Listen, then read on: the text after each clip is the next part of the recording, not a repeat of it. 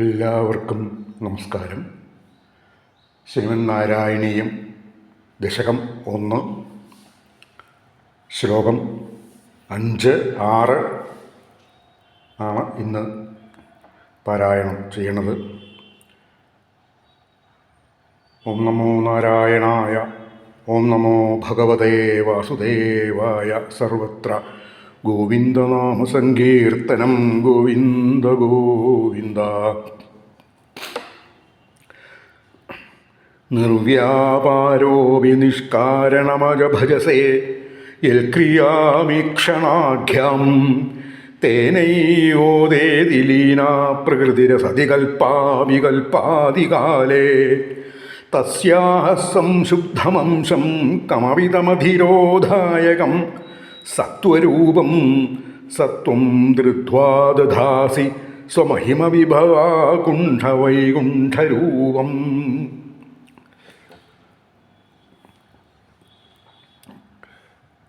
മേൽപ്പത്തൂർ ഈ ശ്ലോകത്തിൽ ഭഗവാനോട്, ഗുരുവായൂരപ്പനോട് പറയാണ്, അങ്ങ്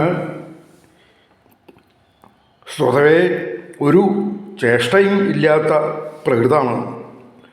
അതായത് നിർഗുണസ്വരൂപിയാണ്, പരബ്രഹ്മസ്വരൂപിയാണ്. പക്ഷെ എന്നാൽ ചില സമയത്ത് അവിടുത്തെ ആ നിഷ്കള രൂപം മറച്ച് സകളസ്വരൂപനാവണു. അത് ചില സന്ദർഭങ്ങളിൽ അവിടുത്തെ സങ്കല്പം തന്നെയാണത്. എങ്ങനെയാണെന്നാണെങ്കിൽ ഈക്ഷണം എന്ന ആ ഒരു ചേഷ്ടയെ അവിടുന്ന് കൈക്കൊള്ളുകയാണ് ചെയ്യണത്. എന്നിട്ടോ അവിടുന്ന് ആ തൻ്റെ ഒരിക്കലും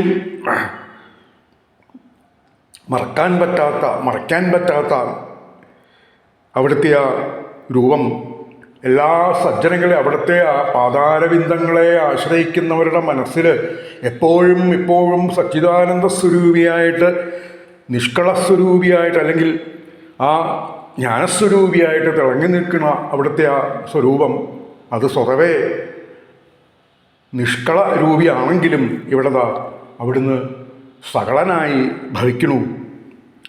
അവിടുത്തെ സങ്കല്പം കൊണ്ട് തന്നെ അവിടുന്ന് ആ മായയെ സ്വീകരിച്ച് സൃഷ്ടിയാദി ലീലകൾ നടത്തണം. അതിന് ബ്രഹ്മാവിൻ്റെ സൃഷ്ടി ലീലകളിലൊക്കെ ഇനി കുറച്ചും കൂടിയൊക്കെ വിസ്തരിച്ച് നമുക്ക് കാണാൻ സാധിക്കും. അപ്പോൾ അങ്ങനെ അവിടുന്ന് മായയെ സ്വീകരിച്ച് സത്വഗുണത്തിൻ്റെ ആ കലർപ്പില്ലാത്ത ഭാവത്തിൽ തന്നെ ആ ഒരു അംശത്തെ സ്വീകരിച്ചുകൊണ്ട് അവിടുന്ന് സകളനായി തീരണു, സകള രൂപം ധരിക്കണു എന്നിങ്ങനെ മേൽപ്പത്തൂർ ഗുരുവായൂരപ്പനോട് പറയണു. എന്നിട്ട് പറഞ്ഞു, ഈ സകളസ്വരൂപം തന്നെയാണ് അവിടുത്തെ ആ വൈകുണ്ഠത്തിൽ വർത്തിക്കണതും. അപ്പോൾ ഈ ശ്ലോകത്തിൽ മേൽപ്പത്തൂർ നിഷ്കളബ്രഹ്മം സകളമായി വർത്തിച്ചുകൊണ്ട്, ആ മഹാവിഷ്ണുവായി വർത്തിച്ചുകൊണ്ട് അവിടുന്ന് ലോകത്തെ പരിപാലിക്കണു, ലോകത്തെ അനുഗ്രഹിക്കണു എന്നിങ്ങനെ പറഞ്ഞു. ഈ സത്വഗുണം തന്നെയാണ് വൈകുണ്ഠത്തിലെ ഭഗവത് രൂപം, അതായത് മഹാവിഷ്ണുവിൻ്റെ രൂപം എന്നും കൂടി ഇവിടെ സൂചിപ്പിക്കുന്നുണ്ട്. ഇനി അടുത്ത ശ്ലോകത്തിൽ മേൽപ്പത്തൂർ ഗുരുവായൂരപ്പനോട് പറയാണ്, അവിടുത്തെ ആ തിരുമേനിയിൽ, അവിടുത്തെ ആ മാരടത്തിൽ തന്നെയാണല്ലോ സാക്ഷാൽ ലക്ഷ്മി ഭഗവതി കുടികൊള്ളുന്നത്. അങ്ങനെ ലക്ഷ്മീ സമേതനായ ഗുരുവായൂരപ്പനെ, ഭഗവാനെ അടേനിത വന്ദിക്കണു, സ്തുതിക്കണു, ധ്യാനിക്കണു എന്നാണ് അടുത്ത ശ്ലോകത്തിൽ മേൽപ്പത്തൂർ പറയണത്. 6ാമത്തെ ശ്ലോകം. തത്തേ പ്രത്യഗ്രധാരാധര ലളിതകളായാവലീ കേളികാരം ലാവണ്യസൈകസാരം സുഹൃതിജനദൃശാം പൂർണ്ണപുണ്യാവതാരം ലക്ഷ്മീ നിശങ്കലീലാനിലയനമൃതസ്യന്ദസന്തോഹമന്ദ സിഞ്ചൽ സഞ്ചിന്തഗാനാം വപുരനുകലേ മാരുതാകാരനാഥ. അല്ലേ ഗുരുവായൂരപ്പ, അവിടുത്തെ രൂപം സാന്ദ്രാനന്ദസ്വരൂപം, ജ്ഞാനസ്വരൂപം എന്നൊക്കെ ആദ്യം തന്നെ മേൽപ്പത്തൂര് വിശേഷിപ്പിക്കണ്ടായി. അങ്ങനെ സച്ചിദാനന്ദ സ്വരൂപമായ അവിടുത്തെ ആ രൂപം ലാവണ്യത്തിൻ്റെ ഒരു മികച്ച സത്ത് തന്നെയാണെന്ന് പറയണം.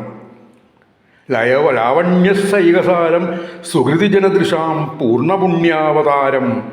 അപ്പം അങ്ങനെ അവിടുത്തെ ആശ്രയിക്കുന്ന സജ്ജനങ്ങളുടെ, സുഹൃതം ചെയ്ത യോഗികളുടെ, യോഗീശ്വരന്മാരുടെ ആ മനസ്സിനെ എന്തെന്നില്ലാത്ത ആഹ്ലാദത്തിൽ ആറാടിക്കുന്നു. എന്ന് മാത്രമല്ല, അങ്ങനെയുള്ള ആ യോഗീശ്വരന്മാരുടെ, ഋഷീശ്വരന്മാരുടെ, അവിടുത്തെ ആശ്രയിക്കുന്ന സജ്ജനങ്ങളുടെ കണ്ണുകൾക്ക് പുണ്യമായിട്ട് ഭരിക്കുകയും ചെയ്യുന്നു. അതാണ് പൂർണ്ണപുണ്യാവതാരം എന്നിവിടെ വിശേഷിപ്പിച്ചത്. അപ്പോൾ സ്വയം കൃഷ്ണാവതാരോ ജയതി തവ വിഭോ എന്ന് ഭഗവാന്റെ ആ പുണ്യാവതാരമായിട്ടുള്ള ശ്രീകൃഷ്ണാവതാരത്തിനെ കുറിച്ച് ഇനി മേൽപ്പത്തൂര് 88-ാമത്തെ ദശകത്തിലെ സന്താനഗോപാലൻ കഥയിൽ അവിടുന്ന് അഭിസംബോധന ചെയ്യുന്നുണ്ട്, വിശേഷിപ്പിക്കുന്നുണ്ട്, സ്തുതിക്കുന്നുണ്ട്. അപ്പം ഇവിടെ പൂർണ്ണപുണ്യാവതാരം എന്ന് പറയുമ്പോൾ സുഹൃതികളുടെ ആ കണ്ണുകൾക്ക് എന്നും എന്നും പുണ്യം തന്നെയായിട്ട് അവതരിച്ച അല്ലേ ഗുരുവായൂരപ്പ, അവിടുത്തെ ആ തിരുമേനി, ആ സാക്ഷാൽ ലക്ഷ്മീദേവിക്ക്, ശ്രീദേവിക്ക്, ശ്രീഭഗവതിക്ക് ഒരു ശങ്കയും കൂടാതെ, സംശയവും കൂടാതെ വിളയാടാനുള്ള സ്ഥാനമല്ലേ. അങ്ങനെ ആ ലക്ഷ്മീ വല്ലഭനായ ഭഗവാനെ ഗുരുവായൂരപ്പ എന്ന് മാത്രമല്ല, സഞ്ചിന്തഗാനാം അന്ത അമൃതസ്യന്തസന്തോഹാം സിഞ്ചൽ സിഞ്ചൽ സഞ്ചിന്തഗാനാം വപുരുകലനേ മാരുതാകാരനാഥ. ആ ധ്യാന നിരതരായിരിക്കുന്ന യോഗീശ്വരന്മാരുടെ ഉള്ളിൽ അമൃതധാരയായിട്ട് വർഷിക്കുന്ന ഗുരുവായൂരപ്പ, അവിടുത്തെ ആ തിരുമേനിയെ, ശരീരത്തെ ഞാൻ എന്നും എപ്പോഴും നിരന്തരം ധ്യാനിച്ച് കൊള്ളാം, ധ്യാനിക്കട്ടെ. അവിടുന്ന് അതിന് ഉള്ള ആയുരാരോഗ്യ സൗഖ്യം നൽകി അവിടുന്ന് അനുഗ്രഹിക്കണേ ഗുരുവായൂരപ്പ എന്നിങ്ങനെ പ്രാർത്ഥിച്ചുകൊണ്ടാണ് ഈ ശ്ലോകത്തിൽ മേൽപ്പത്തൂര് ഗുരുവായൂരപ്പനെ സ്തുതിക്കുന്നത്. ഇനി അടുത്ത ശ്ലോകങ്ങൾ നമുക്ക് നാളെ വിചാരം ചെയ്യാം. സർവത്ര ഗോവിന്ദനാമസങ്കീർത്തനം. ഗോവിന്ദ ഗോവിന്ദ.